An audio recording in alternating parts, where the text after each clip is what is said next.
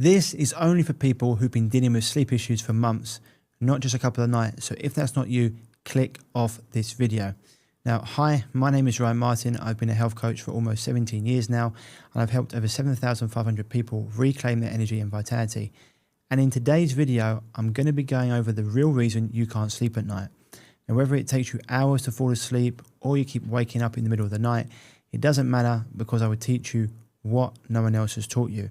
So stick around for the next 10 minutes, and by the end, you'll walk away knowing the exact step-by-step method to finally unlock the perfect night's sleep consistently without the need for supplements or medications.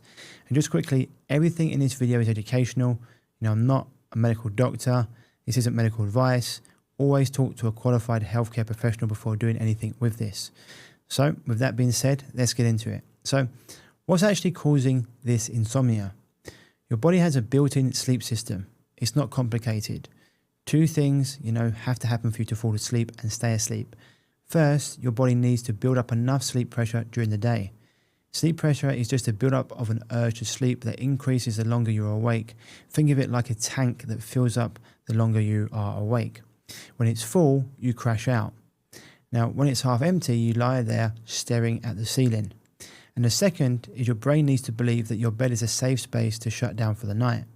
If your brain thinks your bed is a place where you stress out and watch the clock, it's going to keep you alert. And unfortunately, it's just a survival response.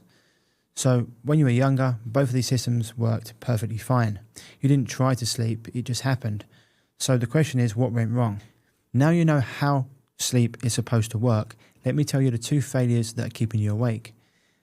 This is the big one that no one talks about.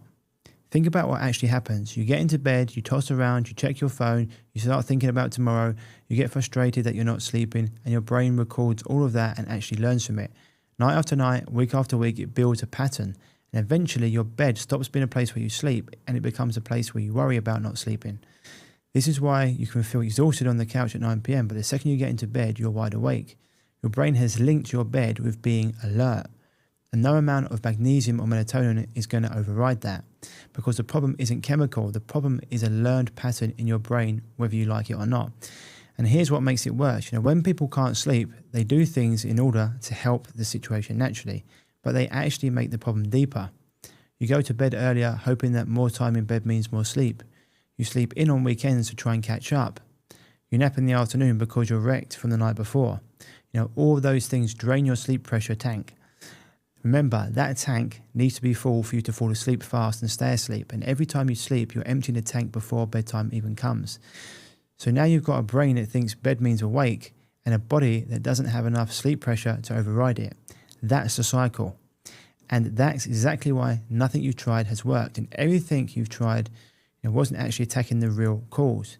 But once again, this isn't your fault. Nobody explained this to you, and it's not taught in school either. So now the question becomes, how do I actually fix this? Now, there's a method that's been used in sleep clinics for decades. It was developed by researchers who figured out that insomnia isn't a chemical problem, it's a behavioral one. It's called CBT-I. That stands for Cognitive Behavioral Therapy for Insomnia. Fancy name, but it's not complicated. And here's what it does. It directly fixes both of the failures we just talked about. It retrains your brain so that bed means sleep again. And it rebuilds your sleep pressure so that when you get into bed, it's actually lights out. And a 2016 study in the Annals of Internal Medicine found that CBT-I outperformed sleeping pills. And the people who used it kept sleeping well long after. The pill group went right back to being awake. And, you don't need to be a therapist to do it. You can run this protocol yourself at home without any costs. So now you know what's causing your sleep problems. Let's get to the actual protocol and how CBT-I fixes it. And here's what the research supports. 5 simple steps. The first 3 you can start tonight. And as a prerequisite to this protocol, avoid blue light, water and food at a minimum of 1 hour before bed, ideally 2 if possible. And so step 1 is pick one wake up time and never change it. This is the foundation, and everything else builds on top of this. Pick a time you can get up every single day, weekdays and weekends. Even after a terrible night where you only slept 4 hours, your body has an internal clock. That clock needs one steady signal to get on track. Your wake up time is that signal. Without it, nothing else in this protocol works properly. So if you do nothing else from this entire video, do this one thing. Step 2 is the 20-minute rule. Starting tonight, only get into bed when you feel properly sleepy. Not just tired from a long day, actually sleepy, like your eyes are heavy and you could nod off on the couch. If you get into bed and you're not asleep in about 20 minutes, get up. Go to a dim room, read something boring, no phone, and when you feel sleepy again, go back to bed. If it happens again, get up again, as many times as you need to.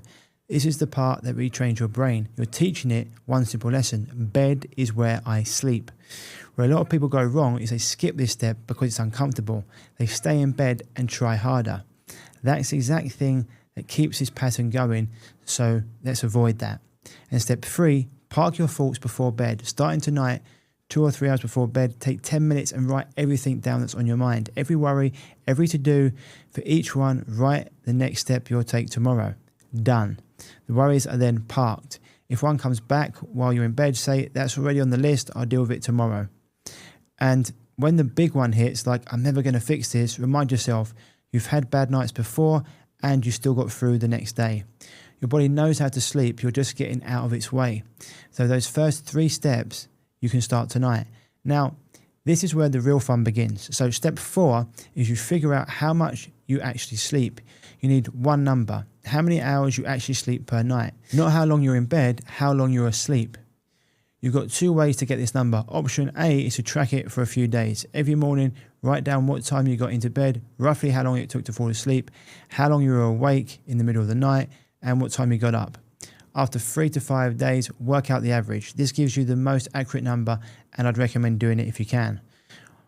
Option B is, if you're the type who wants to get started now, take your best honest guess.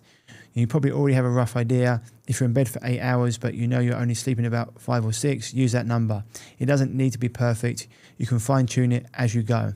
Now, either way, you need that number for the next step, but I recommend option A. So step 5 is shrink your time in bed. This is the most powerful part of the whole protocol, and it sounds backwards, but I want you to stay with me here. Now, you're going to limit your time in bed to match the number of hours you actually sleep. No more lying in bed for 8 or 9 hours hoping that extra time turns into sleep. It doesn't. It just gives your brain more time to practice being awake in bed. So here is how it works with a real example. You actually sleep about 6 hours a night. Say you sleep 6 hours a night and your wake up time, from step 1 is 6:30 a.m. Count back 6 hours. That means you don't get into bed until 12:30 a.m.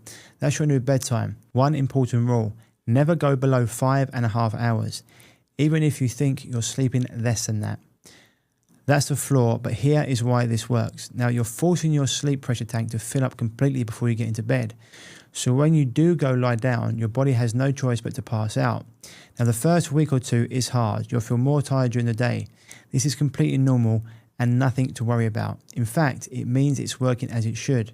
Now, people who understood this and pushed through saw their sleep lock in within just a few weeks. People who didn't understand and quit early got nothing. So here's how you can adjust it each week. Now, every week, I want you to check, how much of my time in bed am I actually sleeping? Now, this is just simple maths. So if you're in bed for 6 hours and you slept for about 5.5 of those, that's over 90%. That's great. If you're at 90% or above, you earn 15 extra minutes. So your bedtime moves from 12:30 to 12:15. Next week, if you're still above 90%, it moves to midnight. You slowly earn back more time. If you're between 85 and 90%, you stay where you are. It's working, so don't change anything. If you're below 85%, go to bed 15 minutes later. I know that sounds rough, but you need tighter sleep before you can expand. Run this for about 6 weeks. That's typically how long it takes for your sleep to fully lock in. Now, most people are sleeping well and have earned their way back to 7 or 7.5 hours by that point. After that, you just keep the habits. Fixed wake time. Okay, only go to bed when sleepy, get up if you're awake. The rules become second nature and your sleep stays solid. You'll go to bed and you're out within minutes. No tossing, no turning, no sleep anxiety. You'll sleep through the night and you'll wake up before your alarm feeling awake and sharp. So I'm going to be posting a video on the channel next week going over exactly how to heal the underlying systems in your body so that protocols like CBT-I work at full power. So if today is the first time something has actually made sense of why you've been stuck with bad sleep, that video is the next step. Subscribe so you don't miss it when it drops. It's going to be an important one. And if this has helped, give this video a like.